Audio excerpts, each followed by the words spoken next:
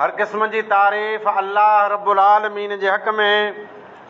दुरूद अने सलाम मिणी रसूल मथे, ख़ासि आख़िरी नबी मोहम्मद अरबी सल्लल्लाहु अलैहि व आलिहि वसल्लम मथे। कई मौज़ू हिनटाणे सामने अची सघनि था। दुनिया भर जा हुज्जाज कराम यानी हाजीअ बैतुल्लाह जी तरफ़ पिंड जो सफ़र शुरू करे चुका आहिनि। मौज़ू ई हुअणु घुरिजे जे हज जी फ़र्ज़ियत कुरो आहे, हज नथा कयूं, इन मथे कहिड़ो गुनाह थींदो। मौज़ू ई हुअणु घुरिजे जे हरमैन शरीफ़ैन मको अने मदीनो तंहिंजी फ़ज़ीलत कहिड़ी आहे।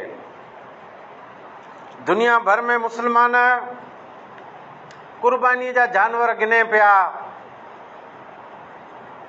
करोड़ों जानवर ख़रीद फ़रोख़्त लाइ तयार आहिनि क़ुर्बानी जे नाम ते। त क़ुर्बानी जे बारे में ख़ुतबो हुअणु घुरिजे। वरी साइट ते ॿियो हिकिड़ो मौज़ू जंहिं पूरे भारत जे अंदरि बेचैनी फैलाई है।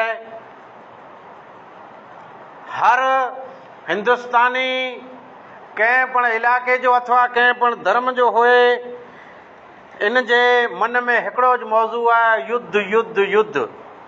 अचो हूंदी ज़िंदगी त हज अने बैतुल्लाह जे बारे में, क़ुर्बानी अने सुन्नत इब्राहिम जे मुतालिक़ ख़ुतबा थींदा रहंदा।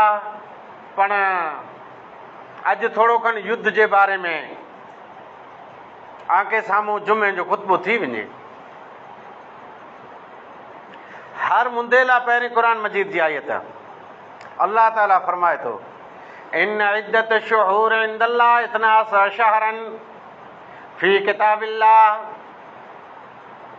यौम खलक़स समावाति वल अर्द मिनहा अर्बअतु हुरुम ज़ालिका दीनुल क़य्यिम फला तज़लिमू फ़ीहिन्ना अनफुसकुम वक़ातिलुल मुशरिकीन काफ़ा कमा युक़ातिलूनकुम काफ़ा।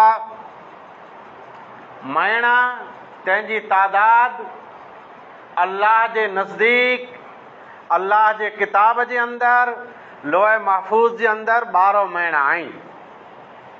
अने अंग्रेज़ी सारियो, गुजराती सारियो, चंद्र जा सारियो 12 महीना, पण हिन आयत में मुराद चंद्र जा महीना आहिनि। शुरूआत थी थी मुहर्रम, सफ़र, रबीउल अव्वल, रबीउल आख़िर ताईं हलिया वञो, ज़ुल्क़ादा अने ज़ुल्हिज्जा आख़िरी महीना। 12 महीना आहिनि क़ुरान जे अंदरि अल्लाह जे नज़दीक। इन 12 मां 4 महीना हुर्मत वारा आहिनि।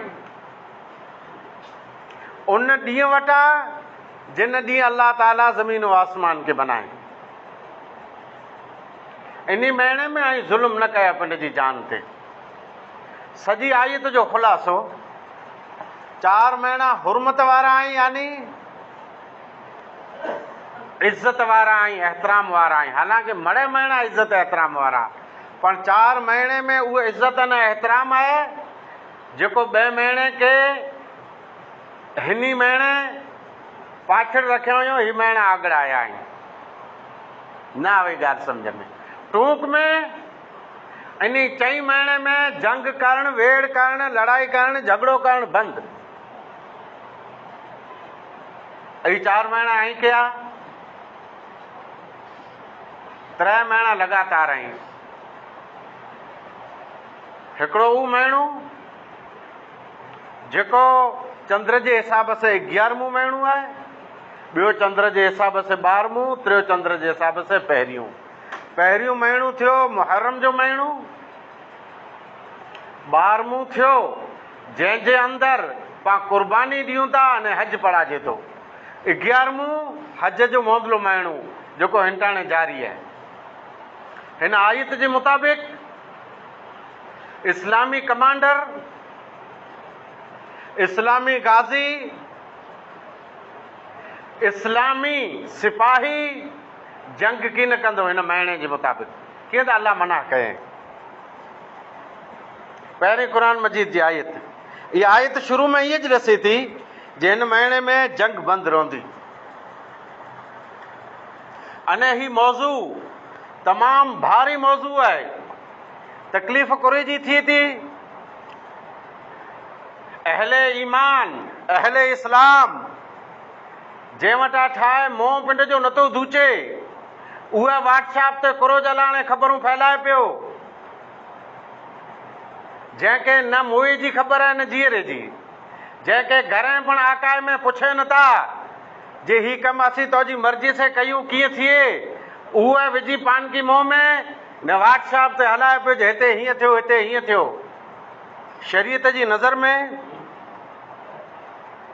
पंहिंजी हिकिड़ी जवाबदारी बने थी जे अफ़वाह खां दूर रहो। अफ़वाह एतिरे झूठी ख़बर, कूड़ी ख़बर, तंहिंखां दूर रहो। इहा कूड़ी ख़बर खपे ई हुए, जान माल जे बारे में हुए, ॻोठ राज जे बारे में हुए, इज़त आबरू जे बारे में हुए, ॿी मुल्कनि जे युद्ध जे बारे में हुए, XYZ कूड़ी ख़बर, तंहिंखां बाद रहो। कूड़ी ख़बर फैलाइण इन खे अफ़वाह चवाइजे थो। क़ुर में 12 जॻह ते अफ़वाह जो ज़िक्र आयो आहे, अने सख़्ती आ वई आहे जियां अफ़वाह फैलायां आंखे नुक़सान थींदो। शरीयत जे कानून जे मुताबिक़ अफ़वाह फैलाइण गुनाह बने थो, अने मुल्क जे बंधारण जे मुताबिक़ अफ़वाह फैलाइण पण गुनाह बने थो। अफ़वाह जे करे जंगी थी सघे थियूं, वेड़ी थी सघे थियूं, मासूमियुनि जूं जानी वञी सघे थियूं।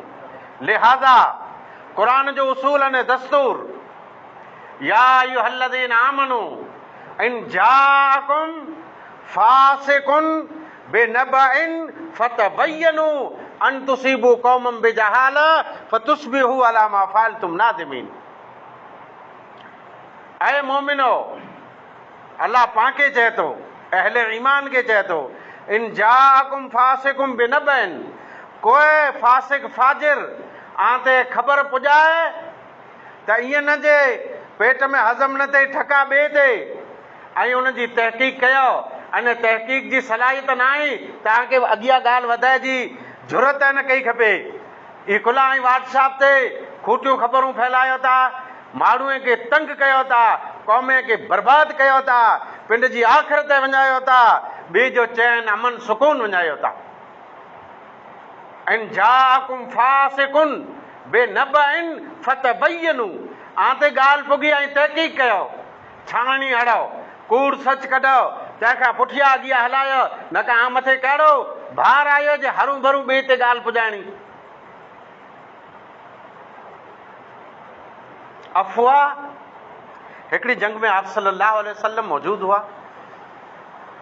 अहले ईमान उन जंग में पाछड़ अची विया से आप सल्लल्लाहु अलैहि वसल्लम जी जेको ताक़ीद हुई, हुकुम हो, पैगाम हो, तंहिंखे छॾारियो। नबी सल्लल्लाहु अलैहि वसल्लम हुकुम ॾिनो जे हर सूरत में हिते उभा हुजा, अने जॾहिं जीत जी हालत ॾिठो तॾहिं ऊ जानबाज़ उहा पिंड जी जॻह बदिलाए त हाणे जीत थी वई। असल आप सल्लल्लाहु अलैहि वसल्लम जी सुन्नत अने पैगाम तंहिंखे इन छॾारियो। नतीजो ई ज निकिरियो जे इन टकरी मथां फिरी सामने वारा हमलो कयूं था, अने जेतिरी जीत वई इहा हार में तब्दील थी वई। 70 साहबा इकराम शहीद थिया, भारी माली नुक़सान थियो अहले ईमान खे। इते हिकिड़ो आवाज़ लॻो, अने खोटो आवाज़, खोटी ख़बर जे मोहम्मद सल्लल्लाहु अलैहि वसल्लम शहीद थी विया आहिनि। तंहिं भेरो साहबा इकराम तंहिंजे पगे नीचा ज़मीन निकिरी वई जे हाँ जंग करे कुरो कयूं, हाणे हिते पोइ लड़े जो मतिलबु न आहे, मोहम्मद सल्लल्लाहु अलैहि वसल्लम त आहिनि। इहा वॾी हिकिड़ी अफ़वाह हुई। तुरत उनटाणे जेको साहबा इकराम आप सल्लल्लाहु अलैहि वसल्लम भेरा उभा हुआ, उन चयो त नबी ही रहियो, हिम्मत न हारजा, खोटी ख़बर आहे, अफ़वाह आहे, झूठी ॻाल्हि आहे, तंहिंखे बंदि कयो। ओहद जो मैदान अफ़वाह हिनखे चवाइजे थो। अञा हिकिड़ी अफ़वाह जी मिसाल, हुदैबिया जे मौक़े ते सुलह समाधान लाइ करे अमीरुल मोमिनीन उमर फारूक रज़ी अल्लाह ताला अन्हो जी राय जे मुताबिक़ उस्मान गनी रज़ी अल्लाह ताला अन्हो खे मके हलाए में आयो, जी वञो की समझौतो करे अचो, समाधान करे अचो। आप सल्लल्लाहु अलैहि वसल्लम उन काफ़िले में मौजूद हुआ। अने हुदैबिया जे मौक़े ते नबी सल्लल्लाहु अलैहि वसल्लम अने ॿिया सहाबा किराम इंतज़ार कयो। उस्मान गनी पुगा मके में, अने उस्मान गनी रज़ी अल्लाह ताला अन्हो इन्ही जा रिश्तेदार हुते घणा हुआ। उनटाणे फोन मोबाइल नेट XYZ कीअं न हो। हज़रत उस्मान उते रही विया, उन इज़त मान ॾिनो, ॻाल्हि ॿोल हले ई पे त पाम जा हिकिड़ो उते पण तयारु हो, दौड़ी करे हिते रड़ कयईं जो उस्मान गनी शहीद थी विया, मके वारे मारे विधऊं। त हीअ ॻाल्हि त ॾुखी लॻे न, सफ़ीर बणिजी करे वियो हो। तंहिं भेरो जंग जी स्थिति थी वई। अने बैत गिड़ऊं जे हाणे हिन जो बदिलो गिनंदासीं उस्मान गनी जो। मके मथे चढ़ाई थींदी, जंग जी तयारी थी वई, बैत करे में आ वई। हिते ई पण हिकिड़ो पॉइंट अचे थो त जेको चवनि था नबी सल्लल्लाहु अलैहि वसल्लम खे संपूर्ण इल्म गैब हो, संपूर्ण इल्म गैब, मुकम्मल इल्म गैब सिर्फ़ अल्लाह खे। आप सल्लल्लाहु अलैहि वसल्लम मके जे नज़दीक आई, हुदैबिया में आई, उस्मान गनी मके जे अंदर हयात आई। हिते ख़बर पहले ही जो उस्मान गनी शहीद थी विया। एतिरे आप सल्लल्लाहु अलैहि वसल्लम यहाँ ॾिठो न जो मके में फिरें पिया का गैब जे इल्म जे मुताबिक़। हाँ, आप सल्लल्लाहु अलैहि वसल्लम के जितरो अल्लाह इल्म गैब ॾिने इन मथे ईमान रखूं था। संपूर्ण मुकम्मल आलिमुल गैब सिर्फ़ अने सिर्फ़ अल्लाह ताला आहे। थियो ईअं जे अफ़वाह जे करे अहले इल्म, अहले इस्लाम, साहबा इकराम तंहिंखे तकलीफ़ थी अने जंग जी स्थिति थी हालत। थोड़े टाइम में हज़रत उस्मान गनी उते बासलामत अने ख़ैरियत आफ़ियत से पुॼी आया। तैर ख़बर पई जी अफ़वाह फैलाइण वारा हर दौर में मौजूद वेंदा। अॼु व्हाट्सएप ते, फेसबुक ते, ट्विटर मथे तरह तरह जूं झूठियूं ख़बरूं अचनि पियूं। कंहिं लिखई, कंहिं छापई, कीअं न आवई पंहिंजे हथ में पाण हलाई अगई। ग़लति ग़लति ग़लति, मीडिया जो ग़लति इस्तेमालु न करे में अचे। अफ़वाह फैलाइण मनाई आहे। लानतुल्लाहि अलल काज़िबीन, जेको कूड़ा आहीं, झूठा आहीं, उन मथे अल्लाह ताला जी लानत आहे। कफ़ा बिल मरे कज़िबन ऐं युहद्दिस बिकुल्लि मा समिअ, ई काफ़ी है कूड़ बोलेला, झूठ चेला, जेतिरो सुए इहा ॻाल्हि अॻियां पुॼाए छॾे ई झूठ आहे। इन तहक़ीक़ जनाई कई कफ़ा बिल मरे कज़िबन ऐं युहद्दिस बिकुल्लि मा समिअ, झुको सोए। व्हाट्सएप ते त ढिग ॻाल्हियूं अचे पियूं, ई निवरो वेठो आहे हिकिड़े माण्हू खे हलाए ग्रुप में हलाइण परिया। पोइ इहे त तहक़ीक़ न जे कीअं वई, कंहिं ॻाल्हि लिखई, कंहिं कई। बेशक हिन हालत में पाण ते हक़ बणिजे थो त वतन अज़ीज़ मुल्क भारत तंहिंजी मरकज़ी ऑफिस हेडक्वार्टर दिल्ली तंहिं थी जेको पैगाम अचींदो अने तारीख़ वार हूंदो, ही भले पाण ॿिए ते पुॼायूं, ही पंहिंजो हक़ बने थो। उहो जेकी पाण खे आदेश ॾिए स्टेट लेवल ते गुजरात सरकार जो जेकी पैगाम हूंदो पाण ते पुॻो, ही पाण हर भारत जे नागरिक ते, गुजरात जे नागरिक ते, कच्छी माण्हू ते पुॼायूं, ही पंहिंजो हक़ बणिजे थो। सिर्फ़ु एतिरो ज न, कच्छ कलेक्टर, कच्छ तंत्र जी तरफ़ा हिनटाणे पाण ते जेकी आदेश अचे ही भले पाण ॿिए ते पुॼायूं, से तारीख़ हीअ ज ताज़ी वे, मौजूदु जुनियूं तारीख़ूं न, ही पुॼाए जो हक़ आहे। पर हिन जो मतिलबु ई न जो उबत सुबत जेकी अचे मीडिया वारो केरु आहे, केॾा जो आहे, कोरो चए कोरो न चए, उन जूं ॻाल्हियूं पाण थोपींदा रहो। बेशक जंहिंजो खाई तंहिंजो गा, नमी ॿिए खे नंग न लॻा। जंहिं मुल्क जे अंदरि पाण पैदा थिया आहियूं, जंहिं मुल्क जे अंदरि पंहिंजा वड़ील दफ़न जंहिं मुल्क जे अंदरि पाण खे पंहिंजी ज़िंदगीअ जा ॾींहं गुज़ारणा आहिनि, उन सां वफ़ादारी बहुत ज़रूरी है। अने मामूली पण पंहिंजी गफ़लत गद्दारीअ में न तब्दील थी खपे। अचनि ॾेह ते ॾींहं गंभीर, मुल्क असांजो तब मलीर। से मुल्क मलीर कॾहिं हूंदो जॾहिं मुल्क सां वफ़ादारी कंदासूं, जॾहिं मुल्क जी हिफ़ाज़त जी हर ज़िम्मेदारी गिनंदासूं। अचनि ॾेह ते ॾींहं गंभीर, मुल्क असांजो तब मलीर। आहिनि खाणियूं जंहिंमें खीर, मखण झण मुचारी आ। न काई मखण न झण ज़हर थी पवंदो जे मुल्क से वफ़ादारी न कई त। जाम वतन में जवान जुड़न, सरहद सामा शींह घुड़न। मोरों कंहिंखां कीन मुड़न, तोणा जंग जारी है। इहो मुल्क अॼु खां कई सदियूं पहिरीं जेकॾहिं हिते कुतुबुद्दीन ऐबक ग़ुलामी जी हुकूमत हुई त इहा धरती पंहिंजी धरती हुई। जेकॾहिं हिते कुतुबुद्दीन ऐबक जंहिं कुतुब मीनार बनायो उहो त पिंड जा ॾींहं पूरा करे वियो, पण वरी जेकॾहिं लूधीअ जी खिलजीअ जी हुकूमत आवे तां धरती पंहिंजी हुई।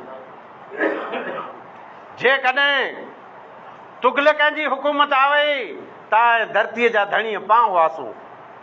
जेकॾहिं सैयद हिन मुल्क जा वारिस बनिया तां हीअ धरती पंहिंजी धरती हुई। हीअ उहा धरती है जंहिं मथे कॾहिं लोधीअ बि हुकूमत कयूं। ये धरती पंहिंजी धरती है। तां धरतीअ से मोहब्बत जेकॾहिं दूर दराज थी आयल ताजमहल अने लाल किलो के बनाइण वारा मुगल उन्हीं हुकूमत कयूं तां ये धरती पंहिंजी धरती हुई। पर इन धरतीअ खे पुछो 1947 खां मोंद हीअ धरती उते ज हुई। 47 पुठियां पर धरती उते ज थी है। धरती किॾाए नाई चुरई, इन मथे वसंदल ॿियूं क़ौमूं पियूं अचनि ऐं को राख ऐं खाक पियो थिए। कंहिंजो केॾा हॾो हिन धरतीअ में दफ़न आहे। वो धरती उहा ज धरती, ज़मीन उहा ज ज़मीन है। अल्लामा इकबाल रहमतुल्लाह अलैह फरमायो, सारे जहां से अच्छा हिंदुस्तान हमारा, हम बुलबुलें हैं इसकी, ये गुलिस्तान हमारा। गुर्बत में हूँ अगर हम, रहता है दिल वतन में। गुर्बत में एतिरे दूर दराज लम्हा हिंदुस्तान खां ॿाहिरि। गुर्बत में हूँ अगर हम, रहता है दिल वतन में। समझो वहीं हमें भी दिल हो जहां हमारा। वतन की न विसरंदो। पर्वत वो सबसे ऊंचा हमसाया आसमां का, वो संतरी हमारा वो पासबा हमारा। ही मुल्क जंहिं मुल्क जी आज़ादी लाइ करे काकोरी रेलवे स्टेशन के पुछो, बाग जलियांवाले जी तारीख़ पढ़ो, इंडिया गेट मथे कंहिंजा नाला लिखियल आहिनि ॾिसो। अंडमान निकोबार जे अंदरि काला पानी तंहिंजी सहुबतूं कंहिं बर्दाश्त कयूं? पुछो उन्हीं के। गोदी में खेलती हैं इसकी हजारों नदियां, गुलशन है जिनके दम से रश्के जना हमारा। ऐ आबरूद गंगा वो दिन है याद तुझको, उतरा तेरे किनारे जब कारवां हमारा। मजहब जी नफरत तंहिंजे बारे में। मजहब नहीं सिखाता आपस में बैर रखना, बैर इतरे दुश्मनी। मजहब नहीं सिखाता आपस में बैर रखना, हिंदी है हम वतन है हिंदुस्तान हमारा। दुनिया जा मुल्क न आ रहियो न भारत जी शान ॾिसो। यूनान मिस्र और रूमा सब मिट गए जहां से। ये दुनिया जा मुल्क आहिनि। अब तक मगर है बाकी नामो निशान हमारा। कुछ बात है कि हस्ती मिटती नहीं हमारी, सदियों रहा है दुश्मन दौरे ज़मा हमारा। हे यो मुल्क है जै मुल्क जी आज़ादी लाइ पंहिंजूं कुर्बानियूं आहिनि, पंहिंजा भोग आहिनि, पंहिंजा आबा वजदाद जा भोग आहिनि। अने 65 जी युद्ध होए या 71 जी, सरहद जूं तमाम क़ौमूं उन पिंड जे मुल्क लाइ करे कुर्बानियूं ॾिनो। अने पिंड जी मुल्क जी फ़ौज खे भरपूर साथ ॾिनो। पाण नथा चाहियूं जे जंगी थिए, पाण नथा चाहियूं जे खून रेज़ी थिए। अमन पसंदि आहियूं। जंहिं हिकिड़े इंसान जी जान बचाई उन सारी इंसानियत जी जान बचाई। जंहिं हिकिड़े इंसान जो खून कयो उन सॼी इंसानियत खे मारे। पाण उन इस्लाम खे मञूं था। पर जे जंग थी त पिंड जे मुल्क बेरा, मुल्क जी फ़ौज बेरा शाना बशाना पाण खे उभिणो खपे। हर तरह जी कुर्बानी अने भोग पिंड जी मुल्क लाइ ॾियणो खपे। इहे जी इस्लाम जी तालीम आहे। ज़र्रा बराबरि हिते कंहिं बि क़िस्म जी कोई गफ़लत इहा जी गद्दारी आहे। इहा जी वतन सां गद्दारी आहे, क़ौम सां गद्दारी आहे। कॾहिं कांग्रेस जी हुकूमत हुई तां पण हीअ धरती पंहिंजी हुई। भाजपा जी हुकूमत रहे तां धरती पंहिंजी आहे। तंहिं सवाइ सवारे सिज कहिड़ो उगे, केरु हिन धरतीअ जा वारिस थिए। हीअ धरती पंहिंजी आहे। इन धरतीअ मथे मरे मिटे लाइ तयारु रहणो ईद इस्लाम जो सबक़ आहे। बरादरान इस्लाम, पाण इहे नथा चऊं जे कंहिंखे आग में फिगायूं, पण जे कॾहिं हालात बिगड़े त हालात बनंदा कीअं। शीन शाही या शहादत शर्त शहरीअ सां मिलनि। शीन अखर इनखे अमुक सीन पढ़े था न। शीन शाही या शहादत शर्त शहरीअ सां मिलनि, पर न गादियूं हिकु घड़ी गिदड़नि खे घेरीअ सां मिलनि। सरफरोशी फर्ज़ थई। सरफरोशी सम्झो था न, जान ॾियणु। सरफरोशी फर्ज़ थई, फतहूं न फेरीअ सां मिलनि। दोस्त दिलबर दीन दुनिया में दर्जा दिलेरीअ सां मिलनि, पर न गादियूं हिकु घड़ी गिदड़नि खे घेरीअ सां मिलनि। ख़ाली ईअं टपरियूं ॾियूं पिया तंहिंसे मुल्क फतह की न थींदो। हर तरह जी कुर्बानी ॾियण लाइ तयारु रहणो खपे। पाण इहे चऊं था त देश जा दुश्मन दूर वञनि,